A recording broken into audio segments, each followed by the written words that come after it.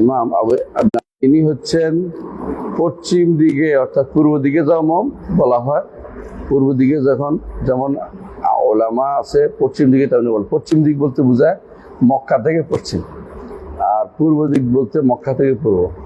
তো সেই হিসাবে আমরা হচ্ছে পূর্ব দিক যদ্দূর যায় আর কি, আর পশ্চিম দিক যদ্দূর যাইতে হয়। তো এর মধ্যে তখনকার সময় পশ্চিম দিক বলতে বুঝাইতো এই মরক্কো, জাজায়ের, লিবিয়া, এগুলো যদ্দূর আছে মানে মরিতানি, সবগুলি তখনকার সময় পশ্চিম দিক বুঝাইতো। তো মাগরিব ইউনিয়ন বলে মরক্কো। তো এই পুরো এলাকা তিনি কায়রোয়ানের লোক ছিলেন। তার ব্যাপারে আমরা একটা আগে আলোচনা করেছি। আজকে আমরা ওনার মুখে বাকি মোকাদা পড়ছি, যতটুকু পড়ছিলাম বাকিটা পড়ো ইনশাল্লাহ। তাই পরে ইনশাল্লাহ ওয়াইখরিজু মিনহা মান ইয়াকরা। قال الشيخ رحمه الله ويخرج منها بشفاعة النبي صلى الله عليه وسلم من شفع له من أهل الكبائر من أمته. طيب ويخرج منها بشفاعة النبي صلى الله عليه وسلم। মিনহা মানে মিন জাহান্নাম, জাহান্নাম থেকে বের হবে নবী সাল্লাল্লাহু আলাইহি ওয়াসাল্লামের সুপারিশে মান শাফা লাহু মিন আহল কাবাইর মিন উম্মতিহি, উম্মতের যাদের জন্য তিনি সুপারিশ করবেন তারা বের হবে। যাদের সুপারিশ করবেন, কিভাবে সুপারিশ হবে? সুপারিশের শর্ত হচ্ছে এক নম্বর হচ্ছে কয়েকটা শর্ত। এক নম্বর হচ্ছে আল্লাহর অনুমতি লাগবে, অনুমতি ব্যতীত কেউ সুপারিশ করবে না। দলিল হচ্ছে মানদাল্লাযী ইয়াশফাউ ইনদাহু ইল্লা বিইযনিহি। হ্যাঁ, আরেকটা আয়াতে আছে ইল্লা মিন বা'দি আন ইয়াযা আল্লাহু লিমান ইয়াশাউ ইয়ারদা ওয়া কাম মিন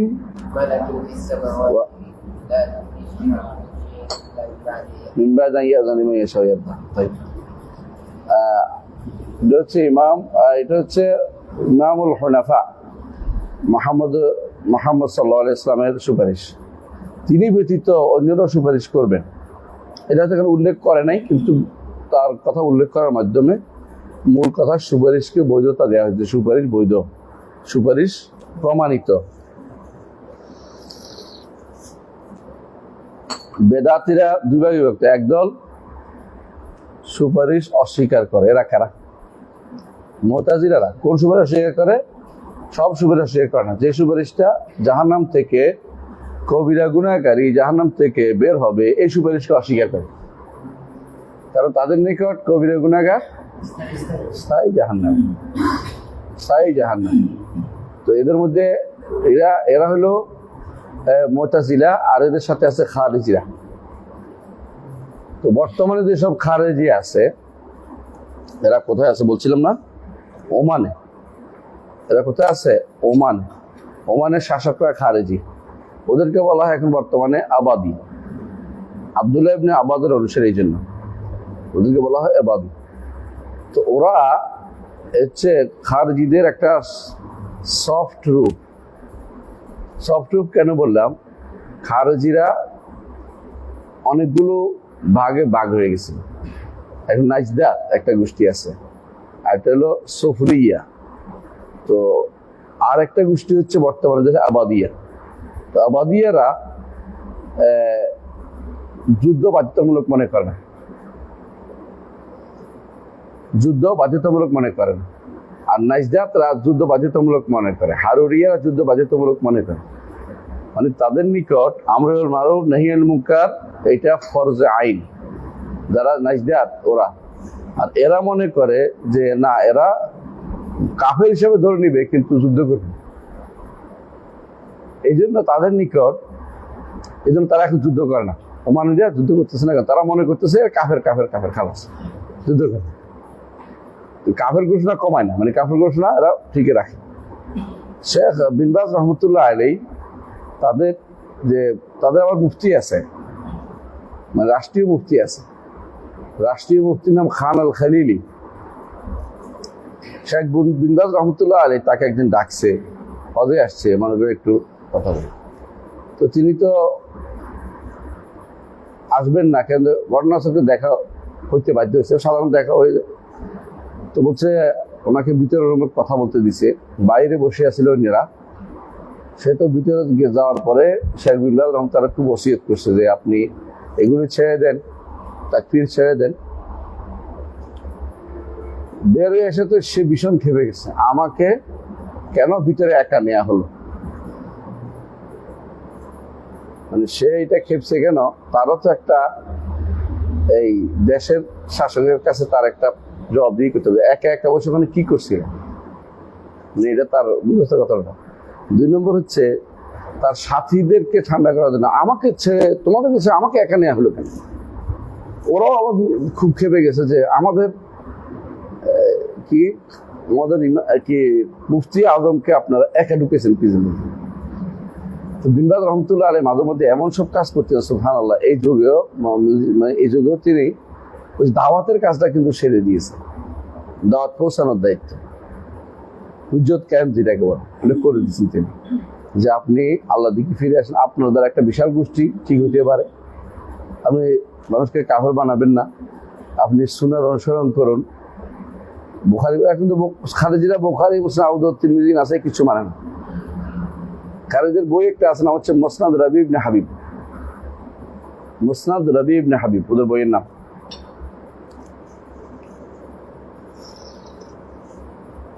তো আমাদের ওমানে ওরা সংখ্যাগরিষ্ঠ, কিন্তু সুন্নিও আছে, সুন্নিরাও আছে। যেহেতু ওদের নিকট কাফের হত্যা করতে হয় না, এদের হত্যা করতেছে, বুঝতে বুঝছেন। এরা হচ্ছে এদের থেকে ভালো, ইরানি শিয়াদের থেকে ভালো। কারণ কি বলেন তো, কারণ ওরা মানুষকে ধোকা দেন, নিজের বিশ্বাস নিজেরা থাকে। মানে আবার এরা ধোকা দেন, ধোকা বুঝেন তো, মানে আপনাকে ভাই বলে ধরে পিছন দিয়ে ছুরি মারি দিবে, এইটা প্রমাণ করেন, এদিক দিয়ে ভালো মুসলমান। আমি এটা বলতেছি মানে ভালো বলতে হিসাবে না যে তারা এই আমাদের একবারে খাঁটি বাইটা না, মানে এরা এদের থেকে ভালো, শিয়াদের থেকে ভালো, বর্তমান রাফেজির থেকে ভালো। রাফেজিরা আমাদের যে সমস্ত ভাইদের হত্যা করেছে, ইহুদিরও এত ভাই হত্যা করে না। যত মিলিয়ন হত্যা করছে রাফেজিরা, ইরানিরা, ইহুদিরা এত হত্যা করে। এই পর্যন্ত যত যুদ্ধ হয়েছে ইহুদিরা এত হত্যা করে না। রাফেজিরা এত হত্যা করছে এই কয়েক বছরে। রাফেজিরা ইরাক থেকে সুন্নিদেরকে একেবারে মেরে ফেলছে, পালিয়ে গেছে। এগুলি ছাড়া কেউ বাঁচতে পারেনি ওদের হাত থেকে। তারপরে সিরিয়াতে গণকবর একেবারে সব মারি ফেলছে, যদ্দূর পাইছে। এদের অংশগ্রহণ করছে, এদের মধ্যে একটা হলো কাসেম সুলাইমানি, একটা হচ্ছে ইব্রাহিমের রাইস, এই দুইটা কসাই, এরা সুন্নিদের মারছে। আর ইয়েমেনে ওরা ওদের লোক লাগাই দিছে, আর অস্ত্র দিছে, অস্ত্র আর লোক লাগাই দিছে। সেখানে হত্যা করছে বেশিরভাগ জাইদিদেরকে। জাইদি বুঝেন, জাইদিরা হচ্ছে সুন্নিদের একটু কাছে, সব ভালো এটা আমি বলতেছি না, মানে কাছে এদিক থেকে যে জাইদিরাও হিংসা বিদ্বেষ পালন করে না, তাদের একটা বিশ্বাস আছে, তারাও যে ভালো এটা বলতে চাচ্ছি না, মানে এদের তুলনায় ভালো, সুন্নিদের একটু কাছে, কারণ তারা ইমামদের সম্মান করে। হ্যাঁ, জাইদিরা মুসলিম, তো ও সম্মান করে ইমামদের, সাহাবাদেরকে তাকফির করে না, কোরআনকে বিকৃত বলে না। মানে যেগুলি এদের কুফরি আকীদা রাফেজিদের, ইরানিদের, ওদের মধ্যে জায়দিরা অংশগ্রহণ করে। জায়দিদের একটা শাখা ছিল জারুদিয়া, জারুদিয়া একটা শাখা ছিল জারুদিয়া। এদের এক ছিল সন্তান ছিল আব্দুল মালেক হৌথি। সে ইরানে গেছে পড়ালেখা করতে। আমার দেশে ইরানে লোক নেয় না পড়ালেখা করতে। আমি তো ভয় পাচ্ছি যে সে কোন শয়তান এসে কি শুরু করে দেয়। ইরানে গেছে পড়তে, আসার সময় নিয়ে আসছে অস্ত্র, মানে চুক্তি করে আনছে তার জন্য তারা হাউজা বানাই দিবে। হাউজা বুঝেন, মানে হাউজা হলো আমাদের যে সেন্টার মাদ্রাসা প্রতিষ্ঠান, ওদের এরকম হাউজা করে। এইটার ভিতরে যত কিছু হয় আর কি, হাউজা বানাইছে। এই থেকে শুরু হয়েছে তারা সুন্নিদেরকে, জাইদিদেরকে শুধু তাড়ানো, এরা সব পারে সৌদি আরব ঢুকছে। এমনকি রাষ্ট্রপ্রধানকে তারা তাড়াই দিচ্ছে, কেন অস্ত্র মুখে। কারণ ওই এলাকাটা আলাল ফেতরা, বেশিরভাগ মানুষ ফেতরা বুঝেন তো, মানে স্বাভাবিকভাবে মানে এত বেশি ফেতরাতুল ফাসি ইমানিরা বলার বাইরে, খায় দায় ব্যবসা বাণিজ্য করে এরকম, মানে তাদের কোনো ইউরোপ আমেরিকার চিন্তা মাথায় নেই, মানে কারো ভালো ভালো হওয়ার জন্য চিন্তা মাথায় নেই। আমরা কি করি, আমার দেশের শাসকরা কি করে, যে কোনো বা আমার দেশের মানুষরা কি করে, যে কোনো মূল্যে একটা সার্টিফিকেট লাগবে বাইরে, যে এরা বলবে ভালো আছে, তা আমরা খুব ভালো হয়ে যাবে। এমনকি আমাদের ইসলামিকরাও তারা দেখে যে অমুকে আমার লোক দেখা করছে, এটা ফলো করে প্রচার করে, আমরা আমাদের মেয়েদের নিয়ে ওনার সাথে দেখা করছি, এটাও প্রচার করে খুব ভালো করে।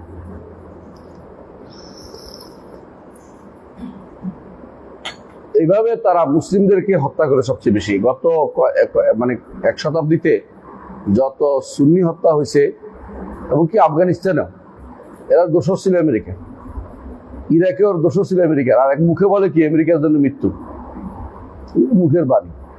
বাস্তবতা হচ্ছে এরা এদের সাথে সবসময় দোষরের কাজ করে, দোষর কাজ করছে। আলাকুল্লাহ হাল যেটা বলছিলাম সেটা হচ্ছে এরা কি করে, শাফাআতকে অস্বীকার করে। কোন শাফাআতকে? জাহান্নাম থেকে বের হওয়াকে অস্বীকার করে। এরা হলো বাড়াবাড়ি পর্যায়ে আছে শাফাআতের ব্যাপারে, যে এরা চিরস্থায়ী জাহান্নাম এদের নিকট। আরেকটা গোষ্ঠী আছে, সব সুপারিশ পাবে, সবাই সুপারিশ পেয়ে যাবে। আরেকটাকে সুপারিশ সবাই পেয়ে যাবে। এরা কারা? হ্যাঁ, এরা সুফিরা। সুফিদের আমার দেশের মানুষ এটা মনে করে যে হুজুরে সুপারিশ করবে, পিসাব সুপারিশ করবে, লম্বা পাগড়ি দিয়ে দিছে, পিসাব পাগড়ি মাথা ধরে রাখছে, সবাই ওই ব্যথা দিয়ে বা জান্নাতে চলে যাবে, হ্যাঁ, টানা দিলে। এরা আরেক গোষ্ঠী আছে, এদের এর তোয়াক্কা করে না, শর্তের কোনো তোয়াক্কা করে না। এদের 1 নম্বর শর্ত কি বলছে? অনুমতি লাগবে। এদের নিকট অনুমতি দেওয়া হয়ে গেছে অলরেডি, এই জন্য ওনাকে চাইতে দেরি, চাইলেই হইল, চাইতে হবে রে। এই জায়গাতে শেখ হোসেন মোহাম্মদ আব্দুল ওয়াহাব রহমতুল্লাহ আলাই তার সময়কার যারা মুশরিক, ইসলাম নামধারী মুশরিকদের সাথে তিনি যুদ্ধ করেছেন। তার ইমাম মোহাম্মদ ইবনে সৌদ, ইমাম মোহাম্মদ ইবনে সৌদকে সাথে নিয়ে, ইমামকে সাথে নিয়ে, শাসককে সাথে নিয়ে, শাসককে সাথে নিয়ে, তারা বুঝছেন।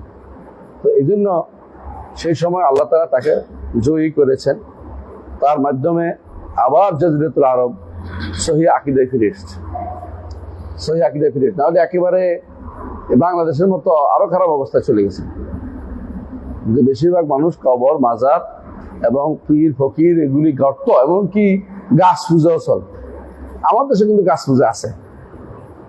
আবার দেখবেন কোন কোন গাছের মধ্যে সুতা লটকান, দেখেন লাল লাল লাল সুতা, সুতা, এগুলো কিন্তু পূজাই। হ্যাঁ, অনেকগুলো আমি জানি না, আমি যাই না কখনো কোনো মাজারে বেশি। একটা আমি গেছিলাম শুধু শাহপরানের মাছ বিচি দিয়ে দেখাইছিলাম। আমি আমার মানে চোখ সহ্য করতে পারে না যে তো আমার সামনে শিরিক হচ্ছে, আমি তাকে বাধা দিতে পারি না, তো দূরে যাই না ওখানে। কথা বলেন কেন? ইবনে কাইয়িম রাহমাতুল্লাহ আলাইহি বলেন যে তোমার চোখের সামনে আল্লাহর শিরিক হচ্ছে, তুমি চুক্তি মেরে থাকো কেমন?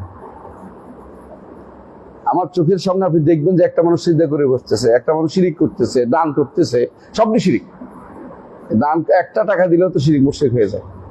তাহলে সেই জায়গায় আপনি চুপ থাকেন কি করে? আমার চোখের সামনে হয়েছে, এটা তো একটা সাক্ষী হয়ে গেল।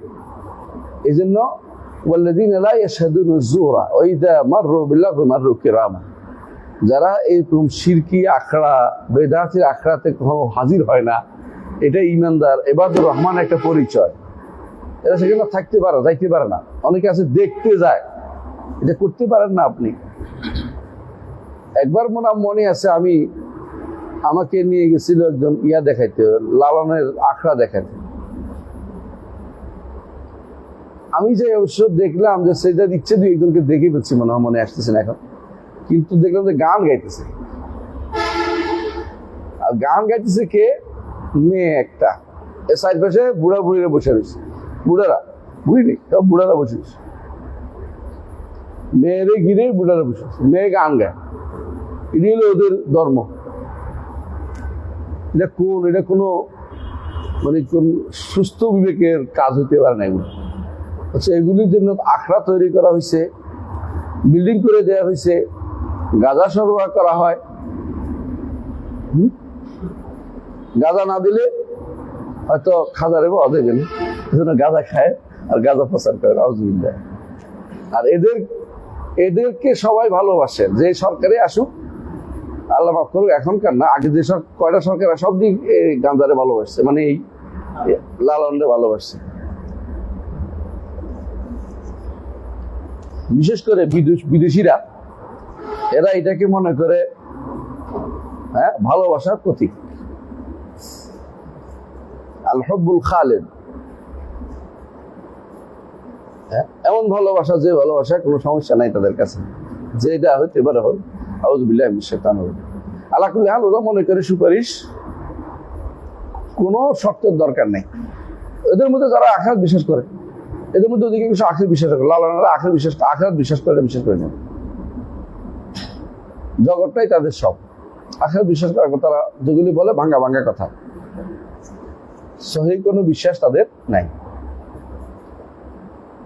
তাই তাহলে বলা এই সুপারিশের ভুল ধারণা মানুষকে কিন্তু শিরকে নিবৃত্ত করে। আপনি যখন সুপারিশ চাইবেন তখন আপনি মুশরিক, কারণ চাওয়াটা জায়েজ নাই। সুপারিশ শুধু আল্লাহর কাছে চাইবেন, আল্লাহ যেন সুপারিশ আমার জন্য সুপারিশের ব্যবস্থা করে দেন, কারণ সুপারিশের মূল মালিক আল্লাহ। আল্লাহ বলছে কুল লিল্লাহি শাফাআতু জামিআ, সমস্ত সুপারিশের মালিক হচ্ছেন আল্লাহ। সুপারিশের মালিক হচ্ছে আল্লাহ। আল্লাহ যেহেতু সুপারিশের মালিক, তিনি যাকে অনুমতি দিবেন তিনি শুধুমাত্র সুপারিশ করতে পারেন, তাহলে অনুমতি একটা লাগবে। দ্বিতীয় হচ্ছে তাকে শুধু অনুমতি দিবেন যার উপর আল্লাহ সন্তুষ্ট আছে। তৃতীয় হচ্ছে তার জন্য সুপারিশের অনুমতি দিবেন যার উপর আল্লাহ সন্তুষ্ট আছে, অর্থাৎ ঈমান আছে। তিনটা শর্ত মাস্ট, বুঝছেন তো? একটা হলো অনুমতি, একটা হলো সুপারিশকারীর উপর সন্তুষ্টি, একটা হলো সুপারিশকৃতের উপর সন্তুষ্টি। তিনটা সন্তুষ্টি লাগে, নাহলে সুপারিশ হবে না। তিনটার মধ্যে গুরুত্বপূর্ণ যে জায়গাটা হইলে বাকিগুলি সহযোগিতা অনুমতি পাবে। অনুমতি পাইলে বোঝা যাবে যে কে কার উপর সন্তুষ্ট। এই জন্য কেউ মুহাম্মদ রাসূলুল্লাহ সাল্লাল্লাহু আলাইহি ওয়াসাল্লাম ছাড়া আর কেউ হাসরের মাঠে সুপারিশ করে শুধু পার হওয়ার পরে, ফুলসিরাত পার হওয়ার পরে, এরপরে যেটার পরে আর ফিরে আসবে না জাহান্নামের দিকে, তখন শুধু সুপারিশের কথা আসবে। জান্নাতে যাওয়ার পরে শুধু সুপারিশ করবে একমাত্র মুহাম্মদ রাসূলুল্লাহ সাল্লাল্লাহু আলাইহি ওয়াসাল্লাম। তিনি দাঁড়াবেন, একটা সুপারিশ করবেন তিনি কাদের জন্য? যারা ফুলসিরাতের পার করে দিবেন। ফুলসিরাতের তারা এখনো পার হয় নাই, কিন্তু আল্লাহ রসুল সুপারিশ, আল্লাহ রসুল কি বলবেন? সাল্লিম সাল্লিম, আল্লাহুম্মা সাল্লিম সাল্লিম। এটাও সুপারিশ, এটাও একটা সুপারিশ। তারপর যাদের তাসাওয়াত হাসানাতুহুম, আরববাসী সাইয়্যাত সমান হয়ে গেছে, এটার একটা সুপারিশ হবে। এই রাসূলুল্লাহ সাল্লাল্লাহু আলাইহি ওয়াসাল্লামের জন্য এই কয়েকটা সুপারিশ খাসাবে। আরেকটা হলো জান্নাতে প্রবেশের জন্য একটা সুপারিশ, আরেকটা সুপারিশ। অনেকগুলো সুপারিশ, 8 রকমের সুপারিশ আছে রাসূলুল্লাহ সাল্লাল্লাহু আলাইহি ওয়াসাল্লামের জন্য। আপনারা এটা জানেন, 8 রকম। কোনটাতে নবীর অংশে, এই নবীরও করবে। কোনটা এটা?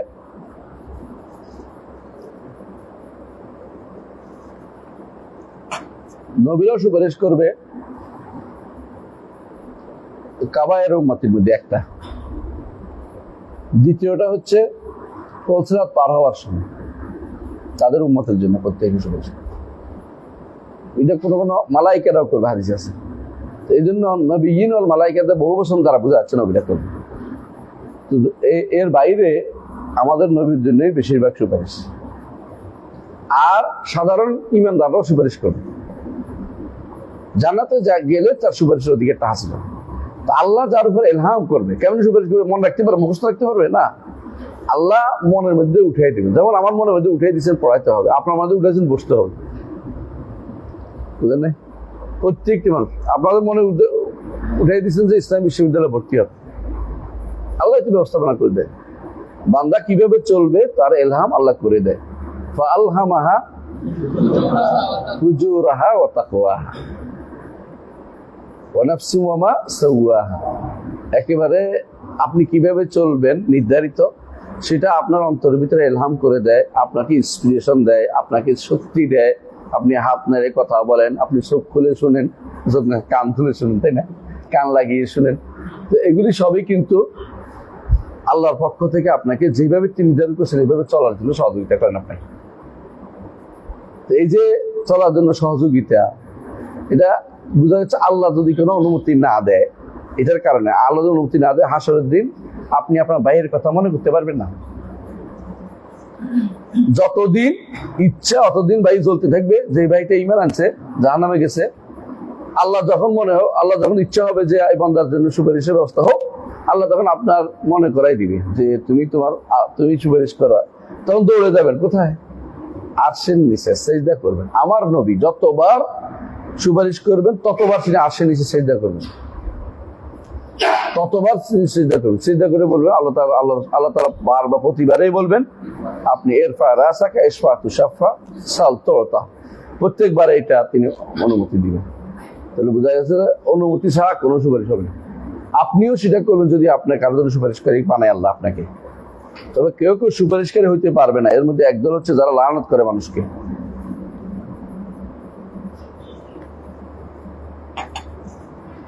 রাসূলুল্লাহ সাল্লাল্লাহু আলাইহি ওয়াসাল্লাম বলেছেন আল্লাহ আনুনা লা ইয়াকুনুনা শুহাদা ওয়ালা শুফা ইয়াউমাল কিয়াম। যারা মানুষকে লানত করে এরা শহীদ হবে না। শহীদ তো বুঝছেন, সাক্ষী হওয়ার বুঝেন তো।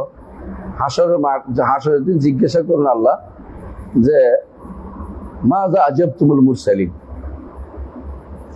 নবীদেরকে তোমরা কি দিছো, কি জবাব দিছিলে? তো নবীরা বলবে আমরা পৌঁছাই দিছি। নবীরা বলবে, আর তখন তার উম্মতরা কি বলবে? মা জাআনা মিন বাশীরিন ওয়ালা নাযীর। তখন মুহাম্মদ রাসূলুল্লাহ সাল্লাল্লাহু আলাইহি ওয়াসাল্লাম সাক্ষ্য দিবে, রাসূল উম্মত সাক্ষ্য দিবেন যে নবীরা তাদের আমানত পৌঁছে দিয়েছে। আর মুহাম্মদ রাসূলুল্লাহ সাল্লাল্লাহু আলাইহি ওয়াসাল্লাম উম্মতের উপরে রাসূল সাক্ষ্য। কোরআন কারীমে এটা আছে না? ফাকাইফা ইযা জিনা মিন কুল্লি উম্মাতিন বিশাহিদিন ওয়া জিনা বিকা আলা হাউলাই শাহীদা। রাসূল সাক্ষ্য দিবেন যে এরা সত্য বলেছে, এরা পৌঁছে দিয়েছে। তো এই জন্য শুহাদা এবং শুফা গুরুত্বপূর্ণ জায়গায়, যেখানে লানুনরা পৌঁছতে পারবে না। এই জন্য আচ্ছা মানলাম ইয়াজিদ খুব খারাপ, কিন্তু তাই বলে আপনার লানত দিতে দরকার নেই। ব্যক্তিকে লানত দেওয়ার শরীয়ত অনুমোদন করে না যতক্ষণ পর্যন্ত একজন ব্যক্তি মুসলিম আছে, কোনো মুসলিমকে আপনি লানত করতে পারেন না। এখন তাকে লানত করেন, তাহলে আপনি কার অনুসরণ করলেন? আপনি রাসূলুল্লাহ সাল্লাল্লাহু আলাইহি ওয়াসাল্লাম আদর্শ অনুসরণ করলেন না। কারণ রাসূলুল্লাহ সাল্লাল্লাহু আলাইহি ওয়াসাল্লাম লানত করতে বলছে লানুল মুসলিমি কা কাতলি। একজন মুসলিমকে লানত করা তাকে হত্যা করার মতো। একজন মুসলিমকে লানত করে তাকে হত্যা করার মতো। এখন কেউ যদি লানত করে ব্যক্তিকে, এটা সালাফদের থাকে একদম নিষিদ্ধ, এমনকি হাদিসে নিষিদ্ধ আসছে। তাকে লানত করার আমার দরকার নাই, তার ব্যাপারে নির্লিপ্ত থাকলে হবে। আপনি তারে পছন্দ না করেন না, আপনি দোয়া করতে বাধ্য করা হয় না, কেউ দোয়া করেন না, কিন্তু আপনি লানত করতে যাবেন না। অথচ একটা বিশাল গোষ্ঠী লানত করে। কারা করে লানত? শিয়ারা আর তাদের ভাব শিষ্য। আমার দেশে একটা গোষ্ঠী আছে, ইসলামের নামে রাজনীতি করে, এরা অনেকেই লানত করে। এবং এর বাইরেও আলে বাইতের অনুসারী নাম দিয়ে একদল আছে বাংলাদেশে, সুফিরা, এরাও লানত করে। অথচ তাকে লানত করা তো আপনার অধিকার নাই। আল্লাহ তাকে ক্ষমা করে দিলে আমাদের কি আসবে? ক্ষতি আছে? আল্লাহ হলো আত্মাদান রহমাতিল্লাহ, সেটা কাফের তো বলতে পারবেন না কেউ। বাকেরাত মাজলিসির কিতাবের মধ্যে স্পষ্ট আছে যে ইয়াজিদ হুসাইনকে হত্যা করে নাই, তাদের শিয়াদের বইয়ের মধ্যে আছে। এবং সে বরং দুঃখ প্রকাশ করছে যখন তার কাছে সংবাদ পৌঁছানো হলো, যখন নবী পরিবারকে তাদের পরিবার ভিতরে ঢুকিয়ে দিয়েছে নিজের, তারা সবাই মিলে কান্নাকাটি করছে। এই বিষয় আসলে কান্নাকাটি করার মতোই, নবী পরিবার শেষ হয়ে গেছে ওখানকার। তারপরে তাদেরকে সসম্মানে যারা বাকি ছিল তাদেরকে মদিনায় পাঠিয়ে দিয়েছে। এগুলি সবই ভুলে যায় মানুষ যে কি করেছে। হ্যাঁ, তার অন্যায় ছিল, শাস্তি দিছে কি দিছে না এগুলো আমার কোনো দলিল নেই আমাদের কাছে, এগুলো অন্যায় মানি। কিন্তু যেটা বলতে হবে, লানত করার মতো কাজ তো হয়নি। এমনকি জালেম হলেও আপনার লানত দরকার নেই। ব্যক্তিকে লানত করবেন না। এমনি আমভাবে বলবেন আল্লাহ লানাতুল্লাহ আলা যালিমিন, আমভাবে ব্যাপকভাবে। ব্যক্তিকে লানত করে রাসূলুল্লাহ সাল্লাল্লাহু আলাইহি ওয়াসাল্লামের যুগে এক লোক তার বাহনকে লানত করেছে। বাহন বুঝছেন, যে বাহন উপর চলে আছে উঠে রুখে লানত করেছে। রাসূল বলছে এই উট আমার সাথে যাবেন, এই উট আমার সাথে যাবেন, আমাদের সাথে যাবেন।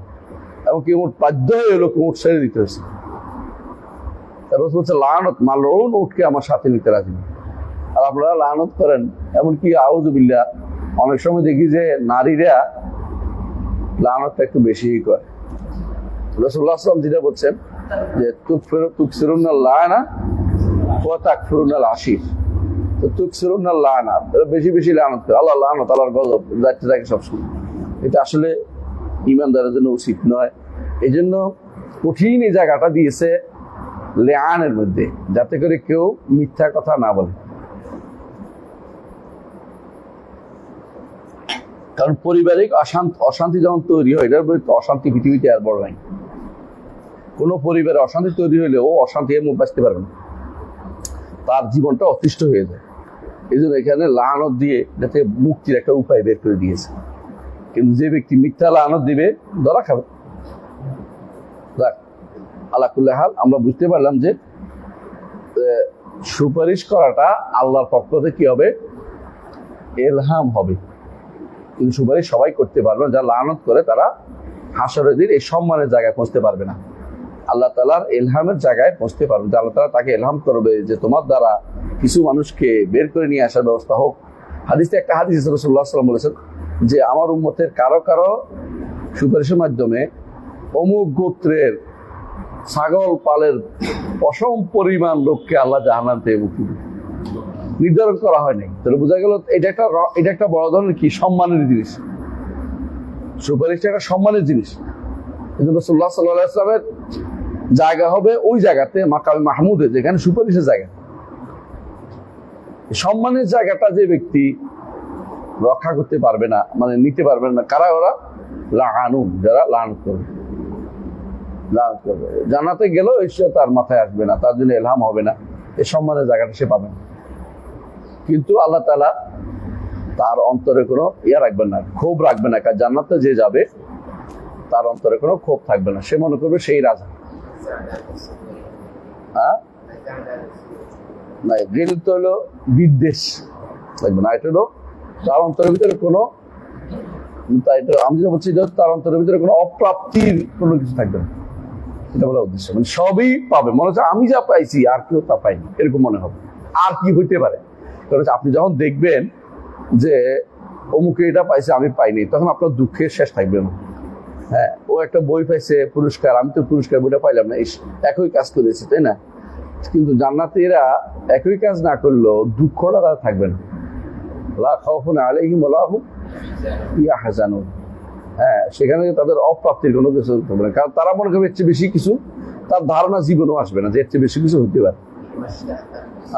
খালেদ, তো তাদের মানে আপনি যেটাই যান জান্নাতে একবার যাইতে পারলে হলো, এটা চিন্তা করবেন সবসময়। এই জন্য কেউ যদি বলে আমার জান্নাতের ডাইন পাশে অমুক রুমটা, এই যে দোয়া করা যায় না, আপনি দোয়া করবেন জান্নাতের, বড় জান্নাত চাইবেন, জান্নাতুল ফেরদাউস চাইবেন। যে যদি চাইতে হয় বড়টা চাইবেন, এটা রাসূলুল্লাহ সাল্লাল্লাহু আলাইহি ওয়াসাল্লাম নির্দেশ। ইযা সাআলতুমুহু ফাসআলুল ফিরদাউস ফাইন্নাহু আহলাল জান্নাতি ওয়া ওয়াসাতাল জান্নাহ। বড়টা চাইবেন, বড় বড় তিনি বড় কাছে বড়টাই চাইবেন। হ্যাঁ, বুঝলেন না? যার কোনো বড় লোকের কাছে যেমন আমার একটা টাকা দেন, তো এটা খারাপ দেখা যায়। তারা বলবে যে আমার একটা বাড়ি করে দেন, আমার একটা বিল্ডিংয়ে তালা করে দেন, আমরা দাওয়াত সেন্টার করি, তাই না? তাহলে যে আপনি একটা টাকা দেন, এটার জন্য আমার হতো, আমার যে কর্মচারী হে তোমার দিতে পারবে। কিন্তু এটা তো ব্যস্ত কথা বলতেছি, আল্লাহর জগতে আল্লাহ ছাড়া কেউ কিছু দিতে পারে না। তো আমরা আল্লাহর কাছে সবসময় বড়টা চাইবে, জান্নাত। আল্লাহর কাছে চাওয়ার ক্ষেত্রে কোনো এরকম করবে না আল্লাহ এটা দিছে আর দিবে না, এটা আল্লাহ আরো দিবে। চাওয়ার ক্ষেত্রে বেশি বেশি চাইবে, চাইলে আল্লাহ খুশি হয়। দুনিয়ার মানুষ চাইলে রাগ করে, আল্লাহ চাইলে খুশি হয়। মাল্লাম ইয়াসালিল্লাহ ইয়াগদাব আলাইহি, হাদিসের মধ্যে দুর্বল আছে একটু, তাই না? আমাদের একটু দুর্বল আছে, তবে তার অর্থটা শুদ্ধ আছে। এই জন্য কোরআন নির্দেশ দিছে, আল্লাহ তাআলা কোরআন নির্দেশ দিছে। হাদিসের রাসূলুল্লাহ সাল্লাল্লাহু আলাইহি ওয়াসাল্লাম বলেছেন, ওয়া যা সাআলতা ফাসআলিল্লাহ।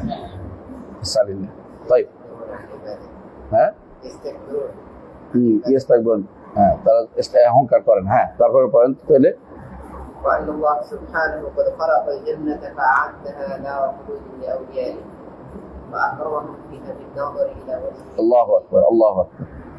وهي التي أحبط منها آدم نبيه وخليفته لأرضه بما سبق في سابق علمه. بما سبق بسابق علم. الحمد لله. وأن الله سبحانه قد خلق الجنة فأعدها دار خلود لأوليائه. আল্লাহ তাআলা জান্নাত সৃষ্টি করেছেন, তাহলে এখনো সৃষ্ট। ইমানদার বিশ্বাস করে জান্নাত সৃষ্ট। সুবহানাল্লাহ। যদি আজ থেকে 100 বছর আগে, হ্যাঁ যখন পৃথিবী সম্পর্কে মানুষ ধারণা হয়নি, অথবা ধরেন 1000 বছর আগে, অনেকেই জান্নাত কোথায় রাখছে এ নিয়ে টেনশনে পড়ে যেত, তাই না? এত বড় জান্নাত বলতেছে, এত এত এত জান্নাত, তো আমরা এক একজনের 10টা পৃথিবী পাইলে জান্নাতের সংখ্যা যদি কোনো অর্বুদ কতগুলি হয়, তাহলে পৃথিবী হইতে হইব কত গুণ, এটি নিয়ে টেনশনে পড়তো। এখন আর টেনশন করে না কেন জানেন? পৃথিবীর একটা ফোটা আছেও ছোট, বিলিয়ন বিলিয়ন পৃথিবী আছে সৌরজগতে, শুধু পৃথিবী বিলিয়ন বিলিয়ন পৃথিবী আছে, বুঝছেন? শুধু বিলিয়ন বিলিয়ন পৃথিবী আছে। এর অর্থ হচ্ছে ওই টেনশন মুক্ত হয়ে গেছে। দিন দিন সানুরিহিম আয়াতিনা ফিল আফাকি ওয়া ফি আনফুসিহিম হাত্তা ইয়াতাবায়্যানা আন্নাহুল হক। যে আল্লাহর জন্য দেয়াটা কত, এটা দিতে কত সহজ। এক একজনকে 10টা জান্নাত দেয়া, এটা এখন হাত্তা ইয়াতাবায়্যানা আন্নাহুল হক। প্রান্ত দেশে আমার নিদর্শন সমূহ, আমাদের নিদর্শন দেখাবো, তারা বুঝতে পারবে এই কোরআন হক, কোরআনে যা বলছে তা সত্য। জান্নাতিন তাজরি মিন তাহতিহাল আনহার, হ্যাঁ জান্নাত দিবে, এটা প্রমাণিত হয়ে গেছে। জান্নাত বিশাল বিশাল, কারণ পৃথিবী সব বেশিরভাগই এখনো পৃথিবী না, আল্লাহর সৃষ্টি বেশিরভাগই অনাবাদ। শুধু একটা ফোটার মধ্যে আমাদেরকে আল্লাহ সৃষ্টি করেছে, অন্যগুলি তো আর আমাদের কাউকে দেন নাই, যাইতেও পারি না। যারা কষ্ট করে মঙ্গল গ্রহে গেছে, একবার যাইলে আর আসতে পারবে না, বুঝছেন? মানে এটা কি বলে, একদিকে মঙ্গল গ্রহ আছে না, কেউ কেউ আছে বলে ঠকানোর জন্য বলে, তাই না? ও বলে না, তাই না? কি বলে, তোমাকে মঙ্গল গ্রহে একটা বাড়ি কিনে দিলাম, কিনবে কি, এত নিজে দেখতে পারবে না, গেলে আর আসতে পারবে না। সবার কাছে তো আর চ্যালেঞ্জার অমুক টমুক বিভিন্ন রকম নবযান নাই, তাই না? একবার যদি কেউ নিয়ে রেখে আসা, সেটা নিয়ে রাখাই মরতে হবে। এটা হচ্ছে একেবারে একটা কত কোটি কোটি কোটি কোটির মধ্যে, বিলিয়ন বিলিয়নের মধ্যে একটা ছোট ফোটা আছে পৃথিবী। সুতরাং আল্লাহ তাআলার জান্নাত যে, মানে আল্লাহ তাআলার জান্নাত যে বড়, এবং এটার মধ্যে বহু বহু বহু বহু বিশাল, এটা বোঝাতে তো কোনো অসুবিধা হওয়ার কথা না। এখন আরেকটু সুবিধা হয়েছে বুঝতে। আমি এটা বলছি না যে এরা জান্নাতেরই না, মানে এগুলি হচ্ছে জান্নাত যে হইতে পারে, আল্লাহ যে ওয়াদা করেছেন, এটা বিশ্বাস করা আরো সহজ হয়ে গেছে আমার জন্য, এটা বলতেছি। দ্বিতীয়ত, জান্নাত, এটা তারা বোঝা গেল জান্নাত এখনো আছে। জান্নাত কাদের জন্য করছে? তার বন্ধুদের জন্য চিরস্থায়ী বাড়ি করছে। দুনিয়া এখনো চিরস্থায়ী বাড়ি না। দুনিয়াতে মানুষ, যে কোনো মানুষে আসে, মরার জন্য আগে প্রস্তুত হতে হবে। বেঁচে থাকাটা হচ্ছে একটা, এটাই হচ্ছে একটা বড় ধরনের মুজিজা বলে, মাজেদানি বলে, মুজিজা মানে বড় ধরনের একটা অলৌকিক বিষয় হচ্ছে যে বেঁচে থাকাটা। কারণ বেঁচে আছে এটাই কথা, মরে যাবে তাড়াতাড়ি, এটাই বড় কথা। কারণ আপনার চেয়ে ছোট অনেকে মারা গেছে, আপনার বন্ধুরা অনেকে চলে গেছে, আপনার চোখের সামনে কতজন মরে গেছে হিসাব নাই। এটা তো মরাটা ঠিক, বেঁচে থাকাটা হচ্ছে এটা ব্যতিক্রম জিনিস, ব্যতিক্রমী জিনিস। আমাকে এক ডাক্তার বলেছে, তিনি বাইতারি ডাক্তার, মানে বাইতারি মানে হচ্ছে ভিটেনারি মানে ওই গরুর ডাক্তার। তো তিনি বলতেছেন যে আমি গরুর উপরে পরীক্ষা করে বুঝছি যে গরু কোনোদিন প্যারাসিটামল খায়, হার্টের ওষুধ খায়। তো গরুর অবস্থা দেখে আমি বুঝছি যে গরু বেঁচে থাকা কিরকম। আর মানুষ আরো দুর্বল করে আল্লাহ সৃষ্টি করছে, সারাদিন করে ওষুধ খুঁজতে থাকে একটার পর একটা, তাই না? মানে আরো দুর্বল, ফলে কাল ইনসানও দাঁড়িয়ে, গরুর থেকেও দুর্বল মানুষ। গরুর শিং আছে, গুঁতো দিতে পারে, মানুষের এটাও নাই। হাতে কোনো অস্ত্র নাই, নৌকা আছে, নৌক দিয়ে বেশি নৌকে উল্লি দেবে, কোনো কাজ হইব না। মানুষের অস্ত্রের খুব অভাব, কিন্তু মানুষ বেঁচে থাকার জন্য লম্বা লম্বা লেকচার ঝাড়ে। মনে হয় আর কোনোদিন সে মরবে না। এমন এমন সম্পত্তি জোগাড় করে, হ্যাঁ কি বলে মানে এমন যে তারা মনে করে যে কোনোদিন তারা মারা যাবে না, কোনদিন তারা মারা যাবে না। মানুষ কোনদিন মরবে মনে করে না। হ্যাঁ, মালাহু আখলাদা, তার সম্পদ তাকে স্থায়ী করে দেবে, সে মরবে না কোনোদিন। এই চিন্তা সে করলে এত কিছু করতো। তো কিন্তু যেই দেশ, যেই আবাসটা কোনোদিন ধ্বংস হবে না, হাদিসে আসছে কি করা হবে, একটা কিসের সুরতে আনা হবে, জান্নাত জাহান্নামের মাঝখানে একটা ছাগলের সুরতে এনে জবাই করা হবে এবং বলা হবে ইয়া আহলাল জান্নাতে খুলুদুন ফালা মউত। মউত এখানে বলছে, ইয়া আহলান নারে খুলুদুন ফালা ফুত, পালাইতে পারবে না, শেষ। মউতও নাই, পালানোও নাই, আবার ঘুরে কুলামা আরাদা ইয়াখরুজু মিনহা উইদু ফিহা, বের হতে চাইলে আবার ঢুকে দেওয়া হবে। মানে সুবহানাল্লাহ, এটা কল্পনাও করা যায় না। একদিন দুদিনের বিষয় না, চিরস্থায়ী বিষয়, যে বের হতে পারবেন না। একজন মানুষ শিরিক করলে যে কি হয়, কাফের হয়ে গেলে কি হয়, মুরতাদ হয়ে গেলে কি হয়, জিন্দিক হয়ে গেলে কি হয়, এটা কিন্তু মুনাফিক হয়ে গেলে কি হয়, এটা কিন্তু সে কল্পনা করতেছে না। যদি ভালো করে চিন্তা করতো যে আমার তো সবই শেষ, জীবন তো একটা স্বপ্নের মতো, সেদিন মনে হবে কান্নাহুম ইয়াউমা ইয়ারাউনাহা লাম ইয়ালবাসু ইল্লা সাআতা, যেটা খড়ি কাটিয়ে আসছি। এই লম্বা দিনের তুলনায় আমরা তো সামান্য সময় ছিলাম ওখানে। এই সামান্য সময়ের আমরা গুনার কাছ থেকে বাঁচার চেষ্টা করতে পারি, কিন্তু পারছি না। কেন? আমরা ভুলে বসে আছি যে আমার আসল বাড়ি কিন্তু জান্নাত। ঈমানদারদের আসল বাড়ি জান্নাত। কাদ খালাকাল জান্নাতা, জান্নাত সৃষ্টি করেছেন ফাআদাহা দারা খুলুদিল আউলিয়াই ওয়া আকরামাহুম ফিহা বিন্নাজরি ইলা ওয়াজহিল কারীম। এটা সর্বোচ্চ নেয়ামত, জান্নাতে আল্লাহকে দেখা সর্বোচ্চ নেয়ামত। এই নেয়ামত থেকে বঞ্চিত তো আল্লাহ আমাদের না করে, এই জন্য সকাল বিকাল আমরা দোয়া করি। সকাল বিকাল দোয়া করি না? কি দোয়া করি এটা? ওয়াসআলুকা লাযাতান নাযরি ইলা ওয়াজহিকাল কারীম, ওয়াসআলুকা লাযাতান নাযরি ইলা ওয়াজহিকাল কারীম মিন গায়রি দাররা মুদিররা ওয়ালা ফিতনাতিন মুদিল্লা। আল্লাহর কাছে চাই আপনি যেন আমাকে আমরা যেন আপনাকে দেখার স্বাদ পাই। সবচেয়ে স্বাদের জিনিস হলো আল্লাহকে দেখা, যে হাদিসে আছে স্পষ্ট। ইবনে কাইয়িম রাহমাতুল্লাহ আলাইহি বলেন যে জান্নাতীরা অন্য সব নেয়ামত ভুলে যাবে যখন এই নেয়ামত পাবে, আল্লাহকে দেখা। শাওক ইলা লিকাইকা ওয়াসালুকা ইলা ওয়াজহিকাল কারীম ওয়া শাওক ইলা লিকাইকা, হ্যাঁ, ইলা ওয়াজহিকা ওয়া শাওক ইলা লিকাইকা। আল্লাহর চেহারার দিকে তাকানো এবং তার লেখার শৌক, তার সাথে সাক্ষাতে, তাকে দেখার যে আগ্রহ অন্তরে জাগরুক রাখতে হবে। তাহলে কি করতে হবে? দুইটা সালাতে গুরুত্ব দিতে হবে, তাই না? হাদিসে আছে না দুই সালাত, কোনটা? ফজর এবং আসর। তাই যেটার কারণে আমরা যেটা বলতেছিলাম যে তারে আল্লাহ তাআলা জান্নাত সৃষ্টি করেছে তার বন্ধুদের সম্মানিত করার জন্য। আর বন্ধু কারা? মান আদালি ওয়ালিয়ান ফাকাদ বারাজানি বিল হারব। তারপরে বলছে, হাদিসেরা বলছে যে আমার বান্দার উপর যা ফরজ করেছি এর চেয়ে কোনো কিছু দিয়ে আমার নৈকট্য অর্জন করা তার পক্ষে সম্ভব নয়।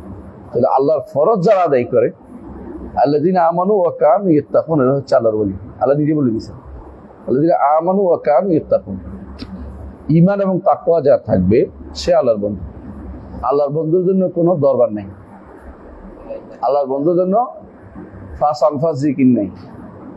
ফাস আনফাস জিকির চিনেন? চিনো না? তোর এলাকার মানুষ তো চিনিস না। ফাস আনফাস হচ্ছে নিঃশ্বাসের সাথে জিকির। নিঃশ্বাস টানতে একটা, ছাড়তে এক জিকির। মুখে কিছু বলবে না, নিঃশ্বাসের জিকির। এ শিক্ষা দিচ্ছে আল্লাহ।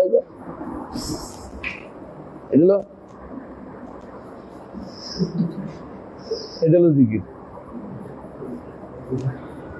আমি ভুল বলি নাই, আপনার ফেসবুকে দেখবেন, ইউটিউবে দেখবেন, এক পীরে, চরের পীর, তার মুরিদের শিক্ষা দিচ্ছে কেমনি জিকির করবে। নিঃশ্বাস জোরে টানবে, জোরে ছাড়বে, নিঃশ্বাস বলে, এটা বলে জিকির।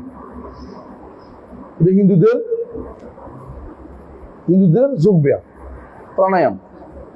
এটা প্রাণায়াম বলে এরা। আর এটাই করে মহাজাতক, যে শিখে দেয় প্রাণায়াম। এক নাক ধরি কতক্ষণ, আরেক নাক ধরি কতক্ষণ, এটা বলে জিকির। পৃথিবীর মানুষকে মানে যারা বোকা বানাইতে যারা পারে এগুলো চিকিৎসকরা, পীরেরা মানুষকে সবচেয়ে ধোকা দেয়। ধোকাবাজ এরা, দাগাবাজ। এরা দাগাবাজ, এরা মানুষকে শুধু কথা এগুলি দিয়ে সুন্দর সুন্দর কথায় ধোকা দেয়। কিন্তু আবার আল্লাহকে দেখবে, মুখে বলে আল্লাহকে দেখবে। দেখার তো করে কি দুইটা, একটা কি অনুভব করা, আরেকটা আছে এলেম বেড়ে যাবে, আল্লাহ সম্পর্কে জ্ঞান বেড়ে যাবে, এটাও করে। দুই অর্থের একটা, দুইটার একটা। মানে আল্লাহকে তারা দেখবে বিশ্বাস করে না। কেন দেখবে বিশ্বাস করে না বলেন তো? না কেন করে? হ্যাঁ, দিক হয়ে দেখলে তো একদিকে দেখতে হবে। আর সারা জীবন বিরোধিতা করে আসছে, আল্লাহ উপরে নেই, উপরের দিকে নেই। এখন কেমনে বলে? এটা বললেই ধরাটা খেয়ে যায় যে আল্লাহকে দেখবেন তো জান্নাতে। আল্লাহ তো জান্নাত দেখবেন কেন? আল্লাহ কোথায়? আরশের উপরে। আর জান্নাত কোথায়? আরশের নিচে। এখন দেখতে হলে না তোর তো দিক হয়ে যাচ্ছে। না অনুভব করো। আচ্ছা, হাদিসে আছে কি, ইন্নাকুম সাতারাউনা রাব্বাকুম আয়ানান কামা তারাউনা কামা লাইলাতুল বদর, কামা লাইলাতুল বদর। সুবহানাল্লাহ। মানুষ যে হাদিস অস্বীকারী হয়, কেউ সরাসরি অস্বীকার করে, কেউ কাজে কর্ম অস্বীকার করে। শেখ সম্ভবত শেখ সালাউদ্দিন মকবুল একটা বই আছে খুব ভালো, যারা হাদিস অস্বীকারী তাদের উপর ভালো লাগছে বইটা। উপমহাদেশে অনেকে হাদিস অস্বীকারী আছে, ইসলামের মোড়ক লাগিয়ে আছে হাদিস অস্বীকারী। তাদের বিবেকে ধরে না, একজন অস্বীকার করে, বিবেকে ধরে না, একজন অস্বীকার করে। বুখারী হাদিসে আসছে যে ইয়ার কথা বলছে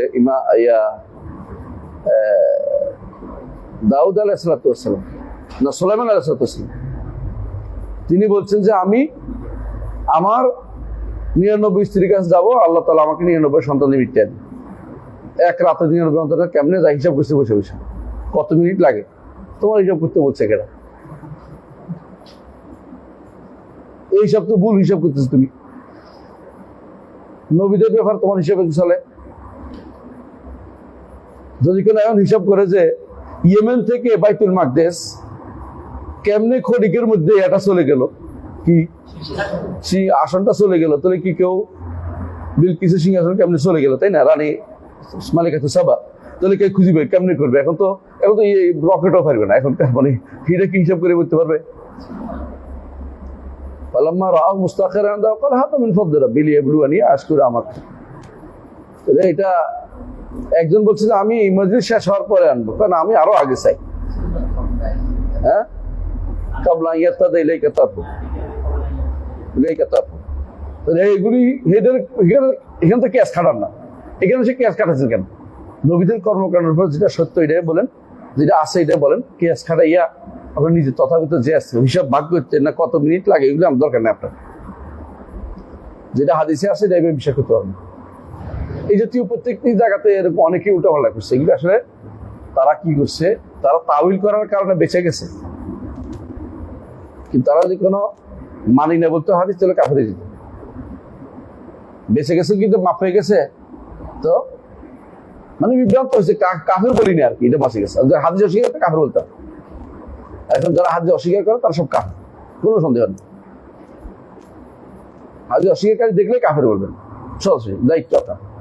তাকফির না করে কিছু যায় আসে না, এটা গুনাহগার হবে, কারণ এরা বিভ্রান্ত হচ্ছে।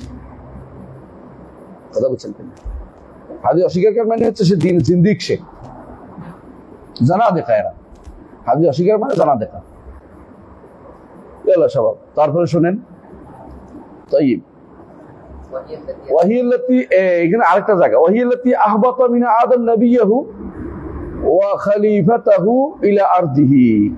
এটা ওই জান্নাত যেখান থেকে তার আদমকে তিনি নিচে নামিয়ে দিলেন, তাই না? নিচে নামিয়ে দেওয়ার অর্থ কি? আল্লাহ উপরে, আদম নিচে ফেলাই দিচ্ছে, বুঝছেন তো? কারণ জান্নাত আল্লাহ আরশের নিচে।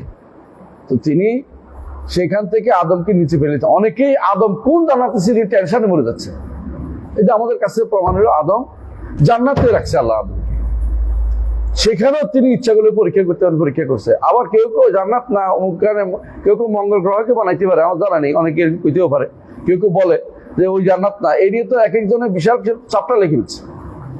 স্পষ্ট কথা হচ্ছে আল্লাহর জান্নাতে এসে যে জান্নাত আমাদের কাছে আল্লাহ বলছে ওই জান্নাতে, কারণ জান্নাতে একটাই বিশাল জান্নাত, এর কোন জায়গা দিয়ে আল্লাহ রাখছে এটা আমাদের জানার কথা না।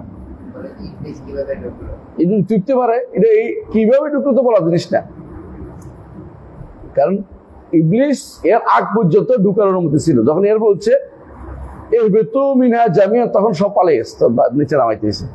এর আগ পর্যন্ত তাকে অনুমতি দেওয়া হয় যে একবারে চলে যাইতে বলা হয় না। হ্যাঁ ওইটাই তো। তারপরে যখন একেবারে বের করে দিছে তখন সবাইকে একসাথে বের করেছে, মিনহা জামিয়া, সব বেরোয় যাও, সব বের হয়ে গেছে। আবার ওখানে যাইতে হইলে আবার ইবাদত করে যেতে হবে আল্লাহর জান্নাতের জন্য। এই যে জান্নাত দেখিয়ে আসছে আমাদের বাবা, সেই জান্নাতে যাওয়ার জন্য তিনি সারা জীবন চেষ্টা করেছেন। তার অনুসারী উম্মতে যারা নবী তারাও চেষ্টা করেছেন, আমরাও চেষ্টা করে যাবো যে আমরা যেখানে ছিলাম সেখানে যেতে চাই। আমরা জান্নাতে ছিলাম, জান্নাতে যেতে চাই, যেটা হারিয়ে ফেলেছি। ফাইম্মা ইয়াতিয়ান্নাকুম মিন্নি হুদান ফামান তাবিআ হুদায়া ফালা খাউফুন আলাইহিম ওয়া লা হুম ইয়াহজানুন। যদি আমার কাছে হেদায়েত যাবে, যদি হেদায়েত মানো তো আবার এখানে উঠাই দিব, হেদায়েত না মানলে এখানে আসতে পারবেন। হারাই বলছে, পথ হারাই বলছে, দলাল দল। তাহলে এইটা হচ্ছে ঈমানদারের জন্য আল্লাহর পক্ষ থেকে নেয়ামত, বিশেষ সম্মানের জায়গা, এটা হচ্ছে জান্নাত। সেখানে আদম আলাইহিস সালাতু ওয়াস সালাম ছিলেন, কিন্তু সেখান থেকে আল্লাহ তাকে নিচে নামিয়ে দিলেন। বিমা সাবাকা ফি সাবিকা ইলমি, কেমনে নামাইছেন? আল্লাহর ইলমে আল্লাহ নির্ধারণ করে রাখছেন যে এতদিন থাকবে, এরপর দুনিয়াতে আসবে। আল্লাহর নির্ধারণ এটা ছিল যে তাকে সম্মানও করব, আবার তাকে দুনিয়াতে পাঠাবো। আল্লাহ আসবাব মুহাইয়া করে দেন যে কোনো কাজে, বুঝছেন তো? জান্নাতে যাওয়ার জন্য আপনার জন্য কারণ, আপনিও কাজ করবেন, আপনার কাজ করা সহজ করে দিবেন, আপনার কাজটাও সহজ করে দিবে। আদম আলাইহিস সালাতু ওয়াস সালামকে দুনিয়াতে জন্য তো সৃষ্টি করেনি, জাআল ফিল আরদি খলিফা। জান্নাতে যে মেহমানখানায় আছে, মেহমানখানায় ভালো ব্যবহার দেখায় না, মেহমানখানা থেকে তিনি আল্লাহ তাআলা তাকে আবার যেখানে সৃষ্টি করেছে যেটার জন্য সেখানে পাঠিয়ে দিল, সৃষ্টি করে জমিনের জন্য, ফিল আরদি খলিফা। এখন জান্নাত থাকলে তো সব উদ্দেশ্য আল্লাহ তাআলা যেটা চেয়েছেন সেটা হবে না। কিন্তু জমিনের মধ্যে আল্লাহ আবাদ করতে চেয়েছেন এক, জমিনের মধ্যে আল্লাহর ইবাদত হবে দুই, জমিনকে আল্লাহ তাআলার শরিয়া মোতাবেক জমিনকে বাস্তবায়ন করবেন তিন। এগুলি সবই আল্লাহর তার ইচ্ছার অন্তর্ভুক্ত, যেটা তিনি কোরআনে কারিমে উল্লেখ করেছেন। তাহলে এই জন্য তিনি তার যতদিন রাখার কথা ততদিন তিনি জান্নাতে রেখেছেন। যখন বুঝতে ইচ্ছা হয়েছে তাকে দুনিয়াতে দিবেন, দুনিয়াতে দিয়ে দিয়েছেন। তবে প্রত্যেকটা জিনিসে আল্লাহ কি করে কারণ নির্ধারণ করে দেন। যেমন সব আসবাব সাথে, আপনি অসুখ হলে কেমনে মরছে, কয়টা কি অসুখ হয়ে, বড় অসুখ হয়ে মরছে, কেমনে মরছে, অ্যাক্সিডেন্টে মরছে, বুঝলেন? একটা কারণ নির্ধারণ করে দেয় আল্লাহর পক্ষ থেকে। এই কারণটা যাতে মানুষ যাতে সরাসরি আল্লাহকে কোনদিন একটু না বলে আল্লাহ কেমনে মারি ফেললো এটা বলতে পারবো, বলতে অসুখ হয়ে মরছে, ওই রোগে মরছে, ওই অ্যাক্সিডেন্টে মরছে, ওই সমস্যায় মরছে, ওইটা হয়েছে, ওই ওকে মারিয়ে ফেলছে, ওইটা। কিন্তু যাতে করে এইটাকে আল্লাহর দিকে সারের নেসবত যেন না, আল্লাহ আসবাব সেভাবে মুহাইয়া করে দিয়েছে। এটাও মুকাদ্দার, এটাও বিজ্ঞান রাখতে হবে আপনাকে। তাই এরপরে পারেন وخلق النار فأعدها دار خلود لمن كفر وألحد في آياته وكتبه ورسله وجعلهم محجوبين عن رؤيته। আল্লাহু আকবার। দেখছেন, ওই খালাকান নার ফাআদা দার খুলুদিন লিমান কাফারা বিহি, চিরস্থায়ী বাড়ি করেছেন জাহান্নামকে যারা তার সাথে কুফরি করবে, কাফের হবে, কাফের মুশরিক, এদের জন্য চিরস্থায়ী নিবাস হচ্ছে জাহান্নাম। এরা এখান থেকে বের হইতে পারবে না। আর ইমানদার যদি জেলখানায় যায় কিছুদিন পরে বের হবে, অনেকদিন থাকার পরে বের হবে, অথবা কেউ যাইবার উপযুক্ত হয়েছে সুপারিশে বাঁচে যাবে, ও তাদের জন্য ওইটা জেলখানা। আর দুনিয়ার বুকে ইমানদারদের জন্য জেলখানা, কারণ জান্নাতে যে নেয়ামত রেখেছে সে তুলনায় যেতে পারতেছে না, যতক্ষণ আছে এতক্ষণ জেলখানায় আছে। আর কাফেরের জন্য দুনিয়া জান্নাতের মতো, জান্নাত আর কি, সে কি সব ভালো পায়, জান্নাত সব ভালো আর জাহান্নামে সব খারাপ। কিন্তু আখিরাতে হ্যাঁ, এদের জন্য চিরস্থায়ী জাহান্নাম অপেক্ষা করতেছে কাফেরের জন্য। এই জন্য কাফের সেটার তুলনা দুনিয়াতে যা পাইছে এটাই তার জন্য জান্নাতের মতো। আপনাদের বলছিলাম ইমাম ইবনে হাজার ঘটনা, তাই না? মনে আছে না? ইবনে হাজার রহমতুল্লাহ আলাই তিনি তো কাজী ছিলেন, তিনি যাচ্ছিলেন বিশাল সমব্যবহারে, কাজীরা যায় না, এখন ইহুদির তেল বিক্রি করতেছে, সারাদিন তেল বিক্রি করে যা পায় তা দিয়ে সংসার চালায়। সে আসে রাস্তা দাঁড় বলতেছে যে, আর তোমাদের নবী তো বলছেন যে দুনিয়া হচ্ছে মাজরাতুল, আর এই দুনিয়া হচ্ছে ইমানদারের জন্য সিজন, দুনিয়া হচ্ছে ইমানদারের সিজন আর কাফেরের জন্য জান্নাত। তো আপনি যে এইভাবে যাচ্ছেন যে তো আর কল্পনার বাইরে, এত সম্মান মর্যাদা এত কিছু দিয়ে, আর আমি তেল বিক্রি করতেছি, আমি তো কাফের বলতেছেন, এটা কেমনি মিলল? তিনি সঙ্গে সঙ্গে জবাব দিচ্ছেন, এখন তুমি যেটা পাচ্ছ সেটা আখেরাতে যে কষ্ট পাচ্ছি, তুমি বহুত ভালো আছো, জান্নাতের মধ্যে আছো, তুমি মরলেই জাহান্নাম সালা, বললেই শেষ, ইমান বাদে মরলেই শেষ। আর আমি যেটা আমাদের অপেক্ষা তুলনা, আমি এগুলো আটকে আছি। সুতরাং এই দিক থেকে তুমি বহুত শান্তিতে আছো, বুঝতে? দুনিয়াতে এই জন্য আল্লাহ তাআলা কোরআন ওলাউ আন্না ওলা ইয়াকুনা নাসু উম্মাতান ওয়াহিদা লাজআলনা লিমান ইয়াকফুরু বির-রাহমান লিবুয়ুতিহিম সুকুফাম মিন ফিদ্দাতিন ওয়া মা জাআলা ইয়াযহারুন। অর্থাৎ যদি এরকম না হতো, মানুষ সব কাফের আশঙ্কা থাকতো, আল্লাহ তাআলা কাফেরদের সব দিয়ে দিত। তো কাফের দিলে ইমানদার কি বলতো? হ্যাঁ, ওরা সব আল্লাহর বিরোধিতা করে সব পেয়ে গেছে, আর আমি আল্লাহ আল্লাহ করে কিছু পাই না।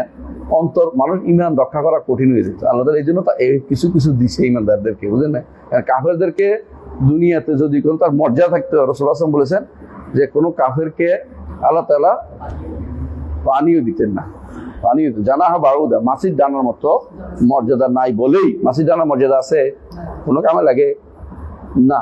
খাবারে করলে খাবার তো খাওয়া বন্ধ করে দেন আপনি, মাছির ডানা বসে। তো এরকম অমর্যাদাপূর্ণ একটা জিনিসের মতো হচ্ছে দুনিয়া, দুনিয়াকে সেভাবেই নিতে হবে, ঠিক আছে? যতটুকু সময় পান মনে করবেন এটাকে, এটা খুবই দরকার যে আমি আখিরাতমুখী হব। আমি আমার বাড়ির অপেক্ষায় আছি, যে বাড়িতে আমি যাব সেই বাড়িতে আমার যাওয়া দরকার, যে বাড়িতে সব পাবো, কোনোদিন হারাবো না কিছু, কিন্তু এখানে যা তৈরি করি আমাকে সেটা হারাতে হবে, ঠিক আছে? তো এরা কি করছে? চিরস্থায়ী জাহান্নামীদের জন্য, কাফেরদের জন্য। তারপরে ওয়াল হাদা, কার জন্য? আর এমন প্রত্যেকটি ব্যক্তির জন্য জাহান্নাম যে ব্যক্তি আল্লাহর আয়াতে, কিতাবে, রাসূলে ইলহাদ করে। আমরা আপনাদের বলছি ইলহাদ কয় প্রকার মনে আছে তো?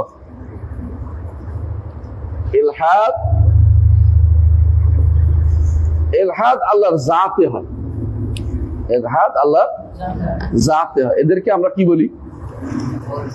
এদেরকে আমরা নাস্তিক বলি, এদেরকে আমরা নাস্তিক বলি। তাহলে ইলহাদ জাতে হয়, আল্লাহ জাতে, আল্লাহ সত্তার মতো আল্লাহ নাই, সত্তা নাই বললে এদের নাস্তিক বলি, সুয়ুরি বলি, অথবা এদেরকে মানে এদেরকে কি বলি? কমিউনিস্ট বলি, আবার এদেরকে সোশ্যালিস্ট বলি, ইশতেরাকি বলি, সোশ্যালিস্ট ইশতেরাকিয়া। আল্লাহর জাতেও মুরতাদ, আবার আল্লাহর আফআলও মুশরিক।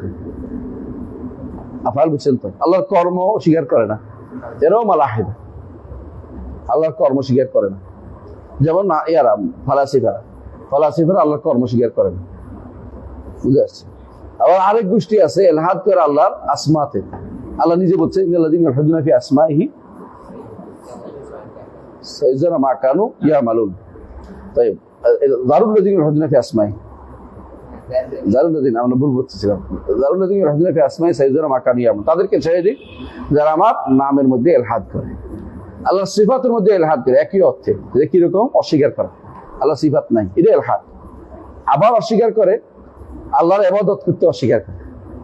তো আল্লাহ তাআলার আয়াতের মধ্যে অস্বীকার করে। আয়াত কোরআন কারীম আল্লাহ তাআলা বলছে ইন্নাল্লাযীনা ইউলহিদুনা ফি আয়াতিনা লা ইয়াখফাউনা আলাইনা, যারা আমার আয়াতে ইলহাদ করে তারা আমাদের কাছে গোপন নেই। অর্থাৎ আল্লাহ এদেরকে ঠিকই পাকড় করে সবাইগত। আয়াত কি? আয়াত কাউনিয়া এবং আয়াত শারঈয়া। এদের ভিতরে ধরলে আপনি বহু পাবেন যারা আল্লাহর আয়াতগুলিকে ইলহাদ করছে। এখন আল্লাহ শরিয়া মানে না, আল্লাহ শরিয়া বাস্তবের কথা বললে এদের মাথা খারাপ হয়ে যায়, এবং আল্লাহ শরিয়া দেখলে তাদের গা আগুন জ্বলে যায়।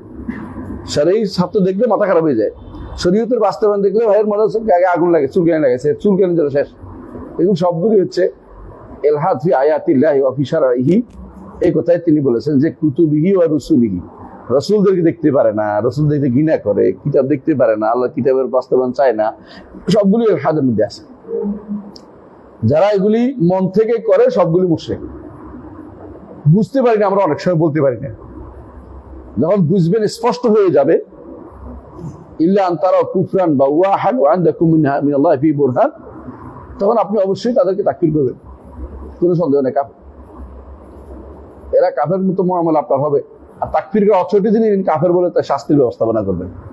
আর আমরা তো সেই অথরিটি নেই, এই জন্য আমাদের আচরণ হবে কি, যে এরা কাফের হয়ে গেছে, এদের সাথে আমার আচরণ চলবে না, পিছনে নামাজ পড়বো না, এর সাথে আত্মীয়তা সম্পর্ক করবো না, এর জানাজা আমি পড়বো না, সেও আমার কোনো কিছু ওয়ারিশ হবে না, আমি তার ওয়ারিশ হবে না।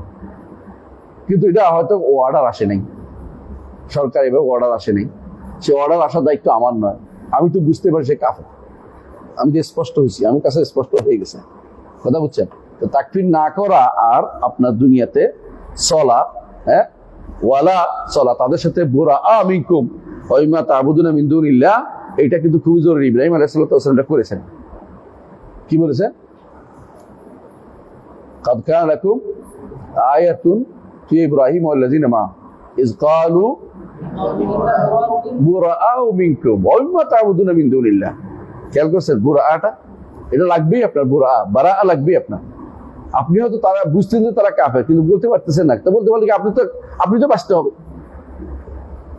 যতক্ষণ পর্যন্ত এটা করা যাবে, ততক্ষণ পর্যন্ত কাফের ঘোষণা হয় না, ততক্ষণ পর্যন্ত বিয়ে শাদী দিয়ে থাকবো না, এটা না।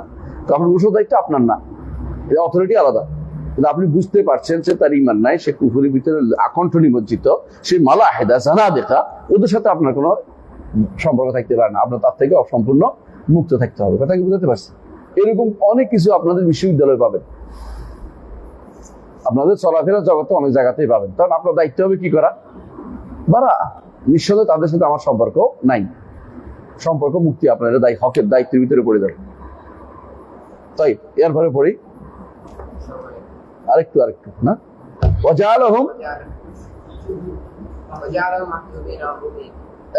আগে তো বলছি ইমানদারদেরকে সম্মান করবে কি দিয়ে? সর্বোচ্চ সম্মান হচ্ছে রুইয়া দিয়ে, আল্লাহ নিজেকে দেখা দিয়ে। আর এদেরকে আল্লাহ দেখা থেকে তাদেরকে বাধা দিয়ে রাখবেন। এই জন্য আল্লাহ তাআলা কোরআনে বলছেন, কাল্লা ইন্নাহুম আন রাব্বিহিম ইয়াওমাইযিন লামাহজুবুন।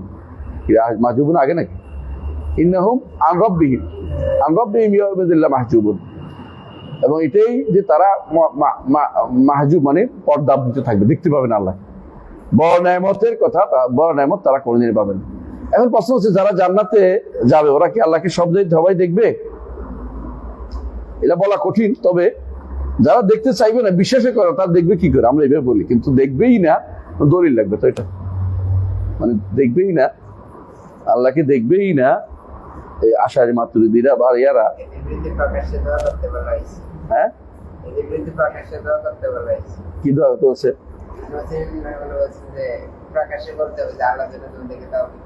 ওইটা বলতে পারবে, এটা বলবেন যে তোমরা যেহেতু দেখতে চান, আল্লাহ তোমাদের না দেখায়, তোমাদের না দেখো, বুঝে আছে কথাটা। কিন্তু দেখবে না, জান্নাতে যাবে, আল্লাহকে দেখবে না, নেয়ামত বড় নেয়ামত, এটা থেকে মাহরুম হবে কিনা দলিল লাগবে এটা বলতে। এটা আমাদের কাছে নাই। তবে আমরা এই জন্য প্রকাশে বলি, যেটা বললো এটা, যে আমরা বলবো যে আল্লাহ তোমরা দেখতে চাও না, আল্লাহ যেন তোমাদের না দেখায়। আমরা দেখতে চাই, আল্লাহ যেন আমাদের দেখে। আলহামদুলিল্লাহ, বড় নেয়ামতটা আমরা পেতে চাই, তোমরা পেতে চাও না। তোমাদের উপরে কালাম শাস্ত্র ভর করেছে, আর তোমরা কালাম শাস্ত্রের জন্য পাগল। যেই শাস্ত্র ইমাম আবু হানিফা রাহমাতুল্লাহ শুরু করে ইমাম আবু ইউসুফ, প্রত্যেকটি ইমাম তার ছাত্রদেরকে সাবধান করেছে কালাম শাস্ত্র দিতে। এমনকি যারাই ঢুকেছে তারাই তাদের ছাত্রদের বলছে, আমরা ভুল করেছি, তোমরা ঢুকো না, আমরা ভুল করেছি, তোমরা ঢুকো না। এটা আবুল মাআলি আল জুহাইনি সাবধান করেছে, ইমাম গাজালি সাবধান করেছে, ইলজামুল আওয়াম আন আহলিল কালাম আন ইলমিল কালাম। এমনকি ইমাম সুয়ুতি পর্যন্ত সাবধান করেছে, সাউনুল মানতিকে ওয়াল কালাম আন ইলমিল কালাম। সাউনুল মানতিক এটা বলেছেন, এটা লিখছে।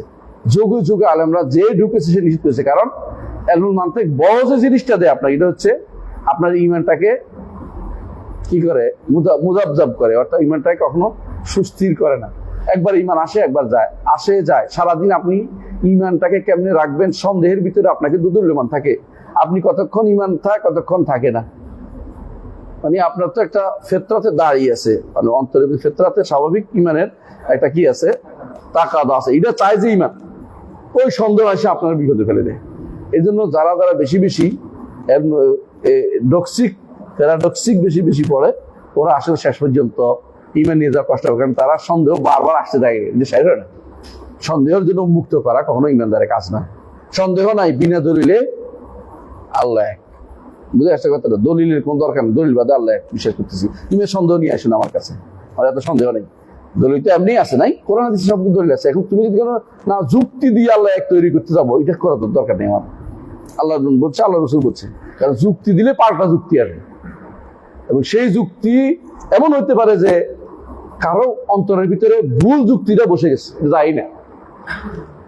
অনেকে শুনছি আমি বলতেছে যে আমি অমুকের বই পড়ে যেটা যুক্তি দিয়া আল্লাহর অস্তিত্ব সাব্যস্ত বুঝিয়েছিলাম, আমার কাছে উল্টাটা আসছে মাঝে মধ্যে, আমি কি করি এখন? আমি তো পড়তে গেছে কোনো এটা আল্লাহ কোনো কথা নাই, শয়তান যা বলছে ভুল বলছে, কোন রকমের যুক্তি বেরিত আল্লাহ আছেন, কোরআন হাদিসের যুক্তি সত্য, বাইরের যুক্তি আমার এত বেশি দরকার নাই। বাইরের যুক্তি শুদ্ধ আমাদের কাছে, কিন্তু আপনি যে যুক্তি দিচ্ছেন ওই যুক্তি হয়তো শুদ্ধ না। আমরা যুক্তি দিচ্ছে না, দিছে, অর্থাৎ যেই যুক্তি কোরআন হাদিস ভিত্তিক সেটা অবশ্যই সুন্দর। যে যুক্তি আল্লাহ নিজে দিয়ে দিচ্ছেন আমাদের জন্য, এটা কি, কোনটা এটা? আম খুলিকু মিন গায়রি শাইইন আম হুমুল খালিকুন আম খালাকুস সামাওয়াতি ওয়াল আরদা বাল লা ইউকিনুন। আল্লাহ যে যুক্তি দিয়েছে এর চেয়ে বড় যুক্তি আর আপনি কোথাও খুঁজে পাবেন না। এটা একেবারে ব্যক্তির নিজের থেকে। তাই আজকের মতো এখানে থামি। সুবহানাকাল্লাহি ওয়া বিহামদিকা আশহাদু আল্লা ইলাহা ইল্লা আনতা আস্তাগফিরুকা ওয়া আতুবু ইলাইক। আসসালামু আলাইকুম।